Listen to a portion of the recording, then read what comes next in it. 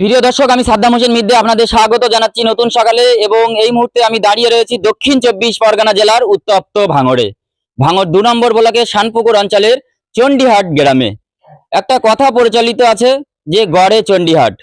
ভাঙড়ের ক্ষেত্রে ভুমরু থেকে ছেলেগোয়ালিয়া হয়ে চণ্ডীহাট। প্রথম ঘটনাটি ঘটেছিল দীপাবলির রাত্রে। সেখানে আইএসএফ এবং তৃণমূলের সংঘর্ষ ঘটেছিল মধ্যরাতে। তারপরে সন্ধ্যা রাতে সংঘর্ষ ঘটেছিল আইএসএফ এবং তৃণমূলের মধ্যে, সেটা ছেলেগোয়ালিয়ায়। এখন যে ঘটনাটা ঘটেছে সেটা হলো চণ্ডীহাট গ্রামে। আসুন বাড়িওয়ালারা ঠিক এ বিষয়ে কি বলছেন শোনাবো আপনাদের। রাত আপনার বাড়িতে কাল রাতে কি হয়েছিল? রাত 1টা 5-এ তখন বাড়িতে বোম ফেলা হয়েছিল। কারা বোম ফেলেছে?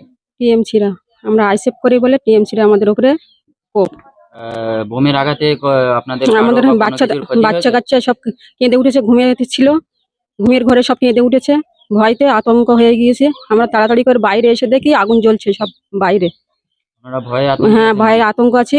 আমার পাশের বাড়ি একটা যা এই আজ 4-5 দিন মারা গিয়েছে ডেঙ্গুতে, সেটা আমরা একটা আতঙ্কে আছি। পুলিশকে জানিয়েছেন? পুলিশকে, হ্যাঁ, সঙ্গে সঙ্গে পুলিশকে জানিয়ে দিয়েছে। সঙ্গে সঙ্গে পুলিশ এসেছিল, এসে দেখে আগুন জ্বলছে। পুলিশ সেই অবস্থায় ক্যামেরা করে নিয়ে গেছে, আর সেগুলো আর কি পলিথিন করে নিয়ে গেছে। আপনারা নির্দিষ্ট করে তৃণমূলের কারণ নামে অভিযোগ করেছেন? হ্যাঁ, থানায় অভিযোগ করেছেন? থানায় অভিযোগ করেছি। হ্যাঁ। কজনের নামে অভিযোগ করেছেন? এটা আমি জানি না, বাড়ির লোক জানে। আপনার নাম কি? শাহনাজ বিবি। আপনার স্বামীর নাম? ইচ্ছা হক মোল্লা। উনি আইএসএফ এর কোনো পদে আছেন? হ্যাঁ। কি পদে? বুথ সভাপতি।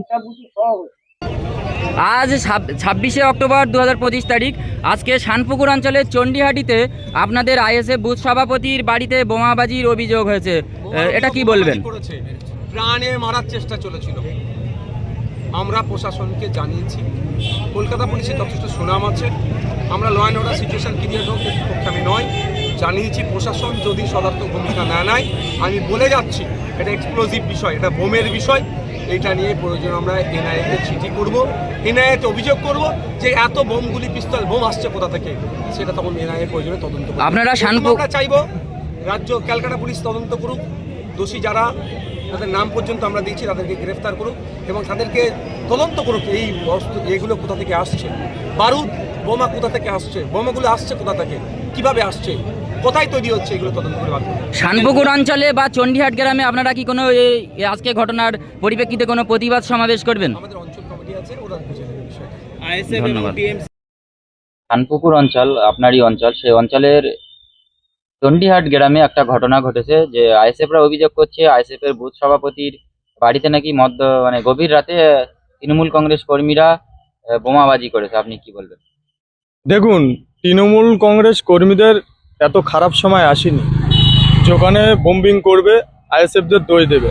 আইএসএফদের পায়ের তলায় থেকে মাটি সরে যাচ্ছে, আইএসএফরা বুঝতে পারছে নিজেরা নিজেদের বাড়ি বোম মেরে তৃণমূল ঘাড়ে চাপানোর চেষ্টা করছে। তাহলে আপনারা অস্বীকারই করছেন? অস্বীকার। এর সঙ্গে তৃণমূল কংগ্রেস কর্মীরা জড়িত না।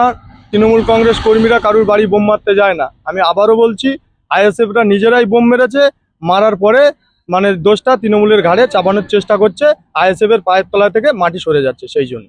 আপনার নাম? আমার নাম মিরাজুল ইসলাম, আমি শানপুকুর গ্রাম পঞ্চায়েত প্রধান।